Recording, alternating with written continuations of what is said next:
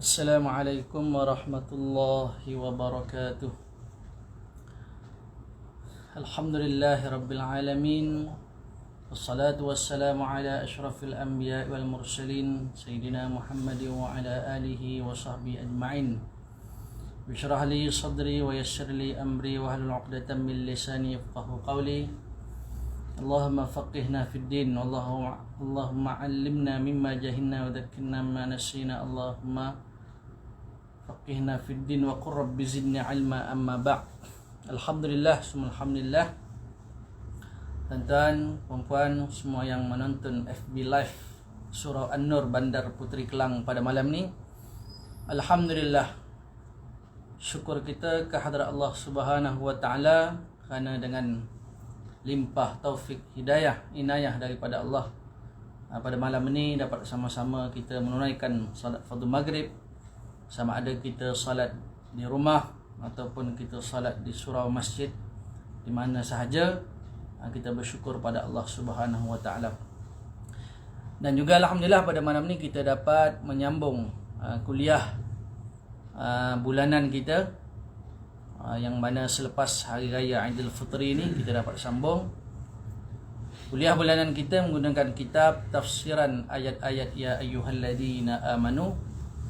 Bagi tuan-tuan, perempuan yang ada kitab, bolehlah buka muka surat 279. Yang mana kita masih lagi membicarakan tajuk, iaitu janganlah menyerupai orang kafir dan berimanlah kepada qada dan qadar. Yang mana seruan Allah Subhanahu wa taala ini dalam ayat kita akan bicarakan tentang pada malam ini, yaitu firman Allah Subhanahu wa taala, ya ayyuhalladzina amanu la takunu kalladzina kafaru wa qalu li ikhwanihim idza darabu fil ardi aw kanu ghuzzan law kanu indana ma matu wa ma qutilu liyaj'alallahu dzalika hasratan fi qulubihim wallahu yuhyi wa yumit wallahu bima ta'maluna basir. Yang bermaksud, wahai orang-orang yang beriman, janganlah kamu menjadi seperti orang-orang munafik yang telah kufur dan berkata kepada saudara-saudaranya bila mereka pergi mengembara di muka bumi ini untuk berniaga atau keluar berperang lalu mati atau terbunuh, kalau mereka tinggal bersama-sama kita, tentulah mereka tidak mati dan tidak terbunuh. Apa yang mereka katakan itu tidak ada faedahnya, bahkan akibatnya Allah menjadikan kesan perkataan dan kepercayaan mereka yang demikian itu penyesalan dalam hati mereka. Dan ingatlah, Allah yang menghidupkan dan mematikan, dan Allah sentiasa melihat akan segala yang kamu lakukan. Surah Al-Imran ayat 156. Baik tuan-tuan, puan-puan, semua jemaah Surau An-Nur Bandar Puteri Kelang, insya-Allah kita akan sambung bicaraan kita, tafsiran ayat-ayat Ya Ayyuhalladzina Amanu ini, iaitu tentang jangan menyerupai orang kafir. Baik, pada muka surat 279 yang di tengah itu, Al-Fakhrur Razi berkata, ketahuilah bahawa orang munafik mencela orang mukmin dalam berjuang melawan orang kafir melalui ucapan mereka. Kalaulah mereka tinggal bersama-sama kita, tentulah mereka tidak mati dan tidak terbunuh.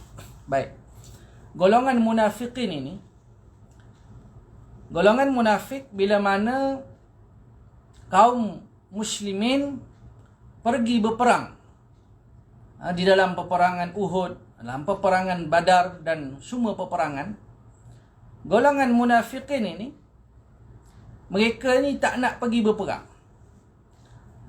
Mereka ni tak nak pergi berperang. Bila mana mereka ni, golongan munafik ni tak nak pergi berperang, jadi dia menghasut orang mukmin supaya tak pergi berperang. Dan bila mana dia menghasut, tak payahlah pergi berperang, tunggulah, kita tunggu kebun kita, kurma kita masak, kita akan mengaut keuntungan, kita duduklah dengan anak isteri kita bersenang lenang, buat apa kita pergi berperang bersusah payah, dengan panasnya, dengan susahnya, akhirnya kita mati. Dan bila mana kaum muslimin pergi berperang, perintah Allah Subhanahu Wa Taala, seruan Nabi SAW agar mereka pergi berperang. Bila mana kaum muslimin pergi berperang, mati di dalam peperangan. Mati syahid. Para syuhada. Jadi para syuhada, mati yang mulia. Mati syahid ni satu kematian yang mulia. Begitu juga dengan saudara mara kita. Saudara kita sesama Islam yang di Palestin hari ini, Masya Allah, mereka gugur mati syahid. Tak ada, jika ada orang mengatakan mati yang sia-sia, kalau ada orang yang mengatakan kalau dah tak dapat nak melawan, senjata tak ada, ambil batu je baling, ditembak di askar Israel laknat tu, tembak mati, buat apa pergi berperang? Keluar daripada Palestin. Ini perkataan orang yang tidak faham pengertian hakikat jihad fi sabilillah. Biar mati, biar susah macam mana, biar mati. Penduduk Palestin ini, dia tak akan meninggalkan bumi Palestin. Khutbah Jumaat yang lepas membicarakan bagaimana umat Islam ini perlu membantu, menolong. Kalau kita berada jauh dengan mereka, apa yang perlu kita buat? Kita dermakan, infak. RM1 yang kita derma pun tak apa.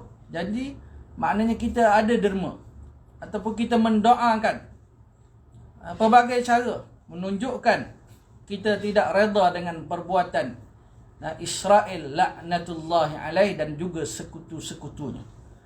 Sama ada kita kibar bendera, sama ada kita tulis dalam Facebook kita kebencian kita kepada Israel laknatullahi alaih.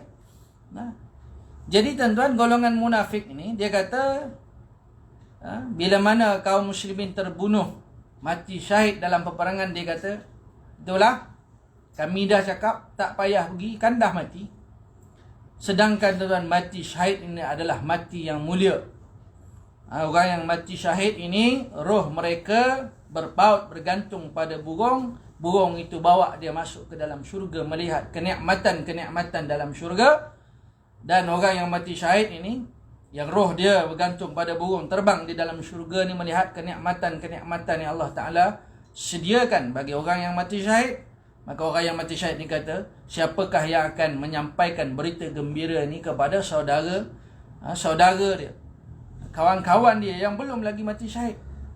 Maka Allah SWT berfirman, aku sendiri yang akan menyampaikan. Itu Allah SWT berfirman dalam hadis kursi tentang fadilat, kelebihan, keutamaan orang yang mati syahid.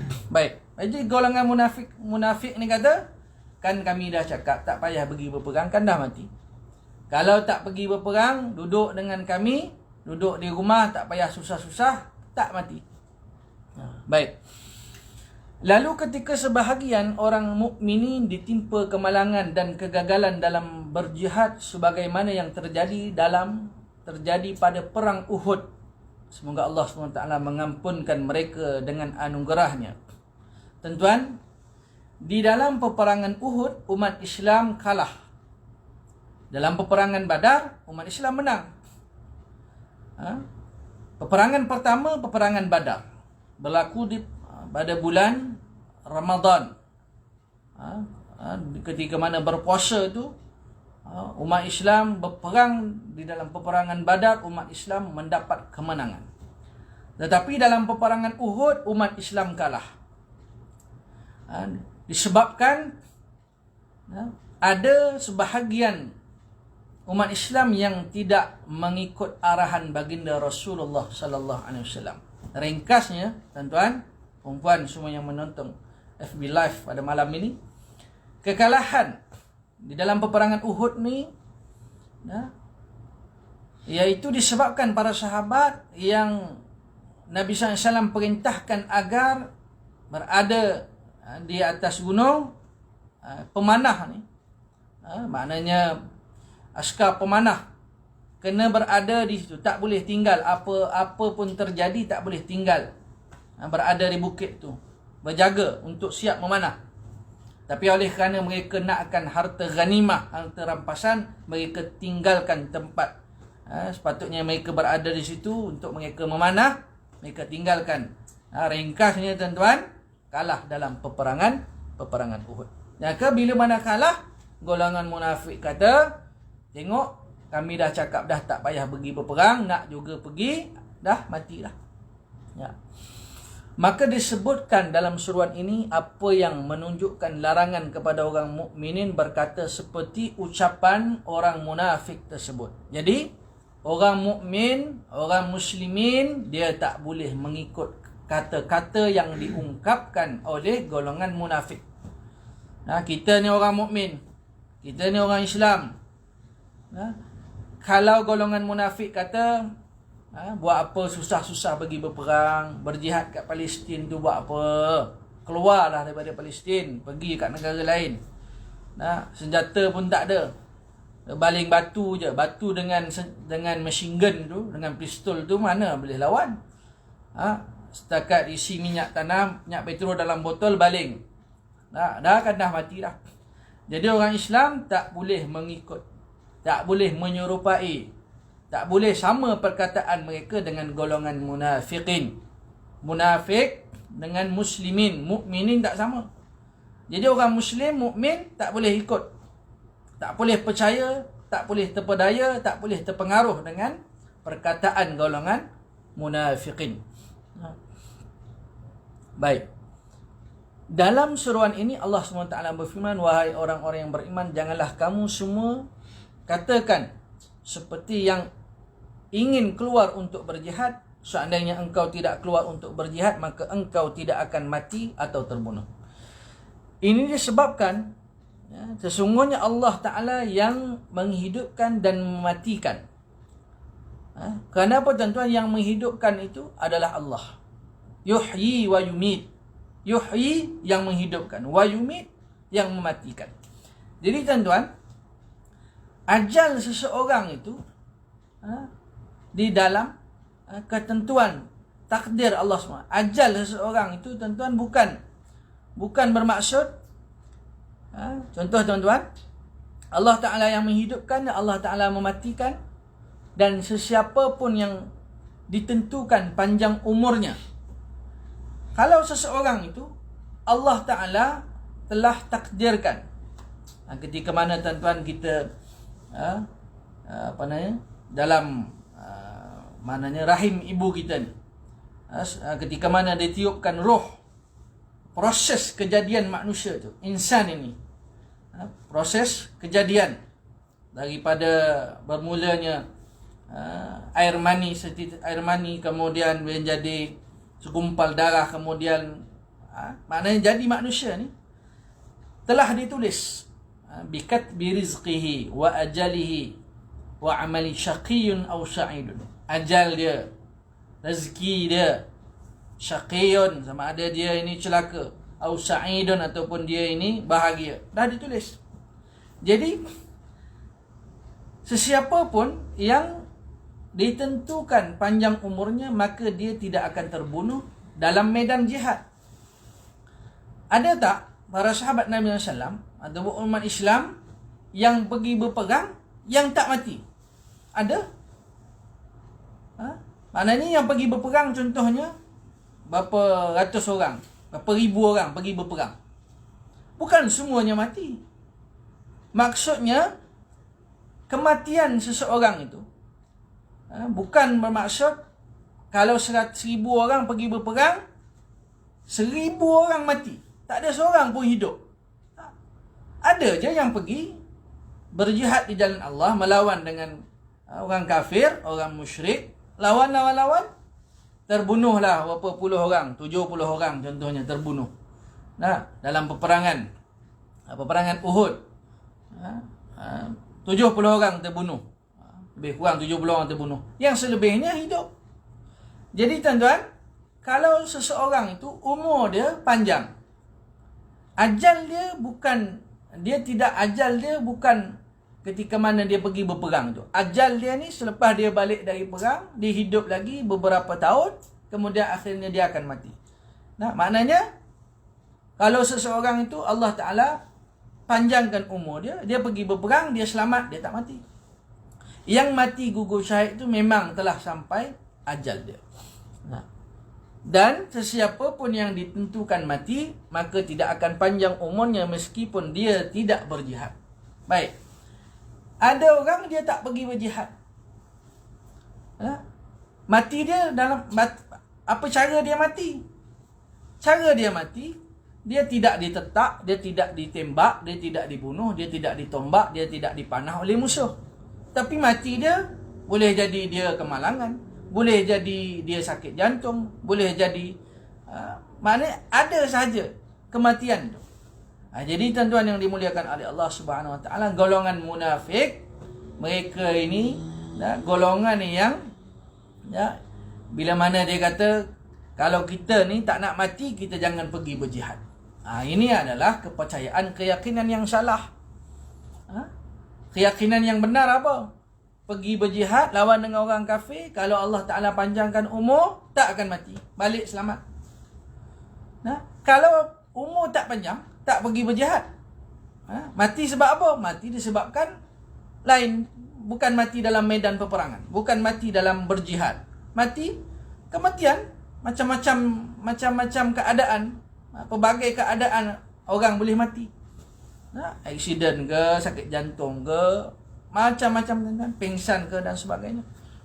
Ini tuan-tuan keyakinan orang Muslim, orang mukmin, berbeza dengan keyakinan kepercayaan golongan munafik. Maka Allah Subhanahu Wa Taala melarang jangan orang mukmin ini sama dengan orang munafik, jangan menyerupai golongan munafikin. Oleh itu Allah SWT berfirman sebelum ayat yang mengandungi seruan ini seperti berikut.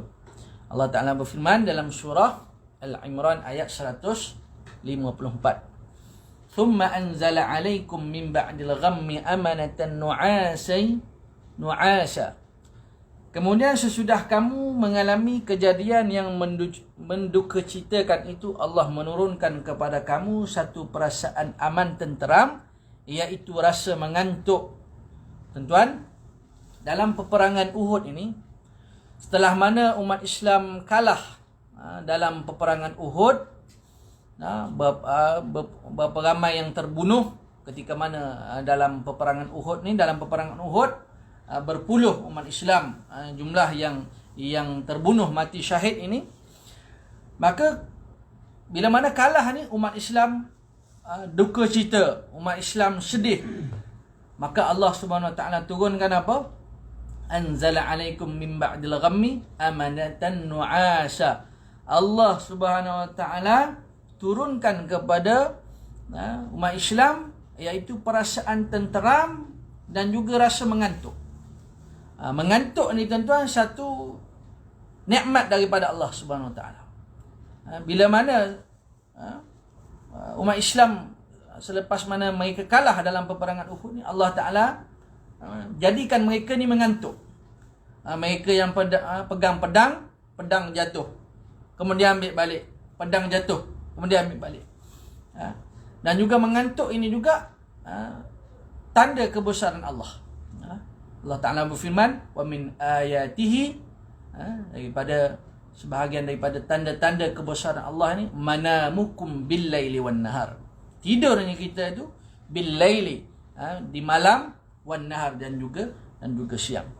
Maka setelah mana umat Islam kalah, umat Islam sedih, umat Islam kecewa ni, Allah Ta'ala beri ketenteraman dengan cara apa? Amanatan nu'asa. Bagi rasa tenteram, rasa mengantuk. Maksudnya tuan-tuan, kalau kita hari ni, kita begitu banyak sekali problem, masalah dalam hidup kita. Masalah dalam hidup kita, bila kita lupakan masalah tu? Bila mana kita tidur. Kita di malam hari, kita letak tangan atas dahi memikirkan segala masalah yang kita hadapi, yang kita lalui, yang kita tempuhi. Ini masalah, itu masalah. Lepas tu kita terlelap. Kita terlelap tu tak ingat apa dah. Bila kita sedar bangun daripada tidur, ingat balik masalah tu. Ingat balik masalah tu. Maknanya tuan-tuan, tidur itu, maknanya mengantuk itu tuan-tuan, itu cara Allah Subhanahu Wa Taala nak bagi umat Islam yang kalah dalam peperangan Uhud ini, agar mereka ni rasa tenteram, mereka rasa aman. Itu dengan cara Allah Ta'ala bagi mereka ni mengantuk. Yaghsha ta'ifatan minkum. Yang mana mengantuk, rasa mengantuk itu yang meliputi segolongan dari kamu yang teguh imannya lagi ikhlas. Maka yang mengantuk itu dalam peperangan Uhud ini, bila mana mereka kalah, mereka sedih, Allah Ta'ala jadikan mereka ni rasa mengantuk. Bukan semua yang pergi berperang dalam peperangan Uhud ni rasa mengantuk. Yaghsha ta'ifatan minkum. Sebahagian rasa mengantuk. Yang Allah Ta'ala bagi dia rasa mengantuk ni yang teguh imannya, yang ikhlas hatinya. Kenapa? Sebahagian yang pergi dalam peperangan Uhud ni adalah golongan munafikin. Jadi golongan munafikin ini dia tak dapat rasa tenteram, rasa aman. Allah Ta'ala tak bagi dia rasa mengantuk. Wa ta'ifatun qad ahammatuhum anfusuhum yadhunnuna billahi ghairal haqqi dhannal jahiliyah. Sedang segolongan yang lain yang hanya mementingkan diri mereka sendiri, menyangkakan terhadap Allah dengan sangkaan yang tidak benar, seperti sangkaan orang-orang jahiliyah. Mereka berkata, yaquluna hal lana minal amri min syai'. Mereka berkata, adakah bagi kami sesuatu bahagian dari pertolongan kemenangan yang dijanjikan itu? Golongan munafik ni, yang Allah Subhanahu Wa Taala tak bagi mereka rasa tenteram, rasa aman, rasa mengantuk ni sebab mereka ini tidak ikhlas. Golongan munafik ni, mereka ni tidak beriman, tidak teguh imannya dan tidak ikhlas. Bila mana dia kalah, dia kata apa? Dia kata, maknanya, di manakah kemenangan yang dijanjikan? Yaquluna hal lana minal amri min syai'. Maknanya dia bersangka buruk terhadap Allah Subhanahu wa Ta'ala. Sepatutnya orang yang beriman, orang mukmin, orang muslim, walaupun dia kalah dalam peperangan Uhud, hati dia tetap ikhlas, hati dia tetap redha.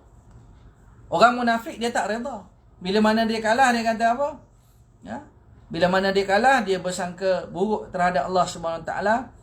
Sangkaan dia itu adalah sangkaan yang tidak benar terhadap Allah Ta'ala. Dia kata apa? Adakah bagi kami sesuatu bahagian dari pertolongan kemenangan yang dijanjikan? Macam mana kita kalah ni? Macam mana kita boleh kalah? Sepatutnya dia tak boleh keluar daripada mulut orang mukmin. Ucapan tak boleh keluar daripada lisan dia dengan mengatakan, mana kemenangan? Mana pertolongan Allah Subhanahu Wa Taala? Contohlah hari ni kalau orang bertanya, apa pasal di Palestin tu asyik dibunuh je? Di mana? Di India. Di mana lagi? Umat Islam maknanya dizalimi, dibunuh, diseksa dan sebagainya. Kalau orang bertanya, yang bertanya itu orang Islam. Kalau dia bertanya, takkan Allah Ta'ala tak tolong? Semayang berdoa pun mati je. Tuan-tuan yang dimuliakan oleh Allah Subhanahu Wa Ta'ala, yang mati melawan kafir, melawan dengan kafir zimmi, kafir harbi. Umat Islam yang berperang melawan dengan kafir harbi, kafir yang memerangi Islam, bagi mereka mati syahid. Kita umat Islam, tuan-tuan, berada di Malaysia ke Indonesia ke di Asia ni, jaga mulut kita. Kalau kita tak faham hakikat jihad fi sabilillah itu, kita jangan bercakap. Kita minta pandangan daripada para alim ulama. Hari ni ramai sangat ustaz-ustaz jadian memandai-mandai. Memandai-mandai. Dia nak kerja, nak ngomen je. Komen sana, komen sini. Ilmu tak ada. Tanya belajar tak? Pernah lah saya dengar ustaz kat YouTube. Itu dia belajar. Tak belajar betul-betul. Tak betul-betul talaki dan sebagainya. Kalau kita jahil, dengar ilmu, dengar pencerahan daripada para alim ulama. Kalau kita tak tahu, kita diam. Jadi golongan, berbalik tuan-tuan kepada golongan munafik ni, dia kata, mana ni janji Allah Ta'ala nak bagi kemenangan kepada orang Islam ni? Mana janji? Dia tak redha tuan-tuan, hati dia tak ikhlas. Kemudian Allah Ta'ala berfirman, qul innal amra kullahu lillah. Katakanlah wahai Muhammad sallallahu alaihi wasallam, sesungguhnya perkara yang telah dijanjikan itu semuanya tertentu bagi Allah. Qul innal amra kullahu lillah. Dialah sahaja yang berkuasa melakukannya menurut peraturan yang ditetapkannya. Tuan-tuan yang dimuliakan oleh Allah Subhanahu wa taala. Allah, ketetapan daripada Allah telah menjadi sunnatullah apabila ada pelanggaran di dalam syariat. Pelanggaran dengan perintah Allah Subhanahu wa taala. Pelanggaran dengan suruhan Nabi sallallahu alaihi wasallam, maka tidak akan dapat kemenangan. Kalaulah Allah Subhanahu wa taala memberikan kemenangan dalam peperangan Uhud, walaupun ada di kalangan umat Islam yang ingkar, yang melanggar perintah Allah, perintah daripada Nabi sallallahu alaihi wasallam, maka akan dikatakan bahawa Islam itu menang dengan pelanggaran, dengan keingkaran kepada suruhan Nabi sallallahu alaihi wasallam. Maka tuan-tuan, kemenangan dalam Islam telah menjadi sunnatullah. Menangnya Islam itu dengan ketaatan kepada Allah SWT dan ketaatan kepada para rasul, pada Nabi Muhammad sallallahu alaihi wasallam. Maka hikmah di sebalik kekalahan dalam peperangan Badar ini, masya-Allah tabarakallah, menjadikan umat Islam semakin dekat kepada Allah, tawajuh kepada Allah, redha dan ikhlas. Tidak seperti, tak sama dengan golongan munafik. Yukhfuna fi anfusihim ma la yubduna lak. Mereka sembunyikan dalam hati mereka apa yang mereka tidak nyatakan kepadamu. Golongan munafik ini, dia bermuka-muka, talam dua muka. Talam dua muka. Depan orang Islam dia kata qalu amanna. Bila mana dia jauh dengan umat Islam, wa idza khalau ila syayatinihim qalu inna ma'akum. Bila mana dia pergi kepada syaitan, qalu inna ma'akum, kami bersama dengan kamu. Ini golongan munafik. Jadi Allah Ta'ala berfirman, yukhfuna fi anfusihim ma la yubduna lak. Mereka ni sembunyikan dalam hati mereka apa yang mereka tidak nyatakan kepadamu. Yaquluna law kana lana min al-amri syai'un ma qutilna hahuna. Kalaulah ada sedikit bahagian kita dari pertolongan yang dijanjikan itu, tentulah orang-orang kita tidak terbunuh di tempat ini. Golongan munafik ni kata, kalaulah Allah Subhanahu wa taala memberikan pertolongan kepada kita, sudah tentulah tidak akan terbunuh. Dia masih lagi tuan-tuan bersangka buruk terhadap Allah Subhanahu wa taala. Kalau orang mukmin, orang muslim yang benar-benar ikhlas, dia redha dengan kekalahan itu, dia taat kepada Allah, taat kepada Rasul sallallahu alaihi wasallam. Tetapi golongan munafik ni dia kata, kalau Allah Ta'ala bagi pertolongan yang dijanjikan itu, dah tentu tak akan mati. Tak ada orang yang mati ni dalam peperangan Uhud ni. Qul law kuntum fi buyutikum la barazal ladina kutiba alaihimul qatlu ila madaji'ihim. Katakanlah wahai Muhammad sallallahu alaihi wasallam, katakanlah wahai Nabi Muhammad sallallahu alaihi wasallam, kalau kamu berada di rumah kamu sekalipun, nescaya keluarlah juga orang-orang yang telah ditakdirkan oleh Allah akan terbunuh itu ke tempat mati masing-masing. Mati ni tuan-tuan, bila mana dah sampai ajal, kalau berada di rumah sekalipun, kalau orang itu telah ditakdirkan oleh Allah SWT, dia akan terbunuh, maka dia akan mati. Ila madaji'ihim, akan terbunuh itu ke tempat mati masing-masing. Waliyabtaliyallahu ma fi sudurikum waliyumahhisa ma fi qulubikum wallahu alimun bidzatis sudur. Dan apa yang berlaku di medan perang Uhud itu dijadikan oleh Allah untuk menguji apa yang ada dalam dada kamu. Allah Ta'ala, apa yang terjadi di sebalik hikmah, di sebalik kekalahan di dalam peperangan Uhud ni, Allah Ta'ala hendak menguji apa yang ada di dalam hati-hati umat Islam. Kalau umat Islam itu benar-benar seorang mukmin Muslim, maka tentu dia tidak akan bersangka buruk terhadap Allah SWT dengan kekalahan dalam peperangan Uhud. Tetapi golongan munafik, dia bertanya, kalaulah betul pertolongan daripada Allah SWT, pastilah